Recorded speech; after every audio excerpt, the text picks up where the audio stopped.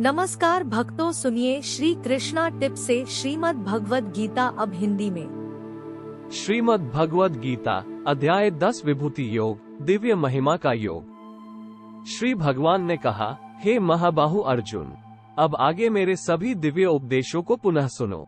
चूंकि तुम मेरे प्रिय सखा हो, इसलिए मैं तुम्हारे कल्याणार्थ तुम्हें इन्हें प्रकट करूंगा।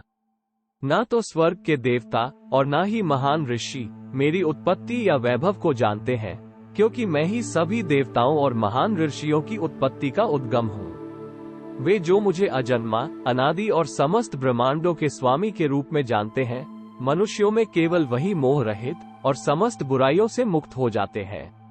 जीवों में विविध प्रकार के गुण जैसे बुद्धि, ज्ञान, विचारों की स्पष्टता, क्षमा, सत्यता, इंद्रियों और मन पर नियंत्रण, सुख और दुख, जन्म मृत्यु, भय, निडरता, अहिंसा, समता, तुष्टि, तप, दान, यश और अपयश केवल मुझसे ही उत्पन्न होते हैं। सप्त महर्षिगण और उनसे पूर्व 4 महर्षि और 14 मनु सब मेरे मन से उत्पन्न हुए हैं, तथा संसार में निवास करने वाले सभी जीव उनसे उत्पन्न हुए हैं। जो मेरी महिमा और दिव्य शक्तियों को वास्तविक रूप से जान लेता है, वो अविचल भक्तियोग के माध्यम से मुझ में एकीकृत हो जाता है। इसमें कोई संदेह नहीं है, मैं समस्त सृष्टि का उद्गम हूँ। सभी वस्तुएं मुझसे ही उत्पन्न होती हैं। जो बुद्धिमान ये जान लेता है, वो पूर्ण दृढ़ विश्वास और प्रेमा भक्ति के साथ मेरी उपासना करता है।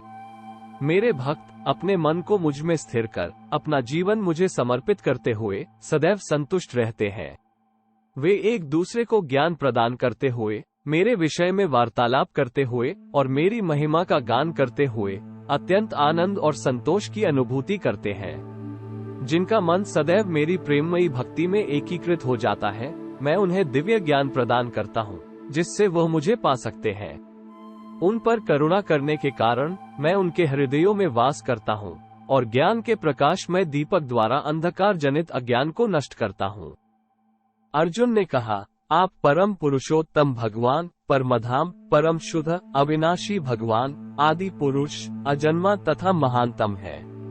नारद, असित, देवल और व्यास जैसे महान ऋषि सभी इस सत्य की पुष्टि करते हैं, और अब आप स्वयं भी मुझे यही सब बता रहे हैं। हे कृष्ण, मैं आपके द्वारा कहे गए सभी कथनों को पूर्णतया सत्य के रूप में स्वीकार करता हूँ।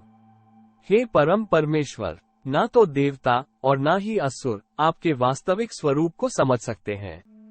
हे परम पुरुषोत्तम, आप सभी जीवों के उद्गम और स्वामी हैं, देवों के देव और ब्रह्मांड नायक हैं। वास्तव में केवल आप अकेले ही अपनी अचिंतनीय शक्ति से स्वयं को जानने वाले हो।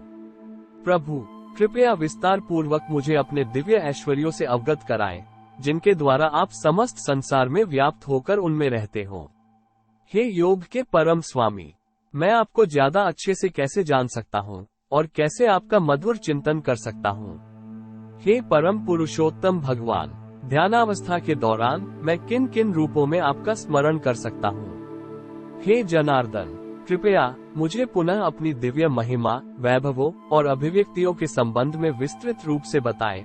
मैं आपकी अमृत वाणी को सुनकर कभी तृप्त नहीं हो सकता। श्री भगवान ने कहा, अब मैं तुम्हें अपनी दिव्य महिमा का संक्षिप्त वर्णन करूंगा। हे श्रेष्ठ कुरुवंशी, इस वर्णन का कहीं भी कोई अंत नहीं है। मैं आत्मा हूँ। हे अर्जुन, हे गुडाकेश, नींद को जीतने वाले सभी जीवों के हृदय में आसीन मैं ही समस्त प्राणियों का आदि, मध्य और अंत भी हूँ। मैं अदिति के 12 पुत्रों में विष्णु हूँ। प्रकाशवान पदार्थों में सूर्य, मरुतों में मुझे मरीचि और नक्षत्रों में रात्रि का चंद्रमा समझो। मैं वेदों में सामवेद, देवताओं में स्वर्ग का राजा इंद्र हूँ। इंद्रियों के बीच में मन और जीवित प्राणियों के बीच चेतना हूँ। रुद्रों में मुझे शंकर जानो, यक्षों में मैं कुबेर हूँ, वसुओं में मैं अग्नि हूँ और पर्वतों में मेरु हूँ। हे अर्जुन, पुरोहितों में मुझे बृहस्पति जानो और सेना नायकों में मैं कार्तिकेय हूँ और सभी जलाशयों में समुद्र हूँ। मैं महर्षियों में भृगु हूँ, ध्वनियों में दिव्य ओम हूँ। मुझे यज्ञों में जपने वाला पवित्र नाम समझो। अचल पदार्थों में मैं हिमालय हूँ। वृक्षों में मैं बरगद का वृक्ष हूँ और देव ऋषियों में मैं नारद हूँ। गंधों में मैं चित्ररथ हूँ। सिद्ध पुरुषों में मैं कपिल मुनि हूँ। अश्वों में मुझे उच्चश्रवा समझो, जो अमृत के लिए समुद्र मंथन के समय प्रकट हुआ था। हाथियों में मुझे गर्वित ऐरावत समझो, और मनुष्यों में मैं राजा हूँ। शस्त्रों में मैं वज्र हूँ, और गायों में कामधेनु हूँ। संतति के समस्त कारणों में मैं प्रेम का देवता कामदेव, और सर्पों में वासुकी हूँ। और सर्पों में मैं अनंत हूँ, जलचरों में वरुण हूँ। समुद्र का दिव्य देवता, पितरों में अर्यमा हूँ, और नियमों के नियामकों में मैं मृत्यु का देवता यमराज हूँ। दैत्यों में मैं प्रहलाद हूँ, और दमनकर्ताओं में मैं काल हूँ। पशुओं में मुझे सिंह मानो, और पक्षियों में मुझे गरुड़ जानो।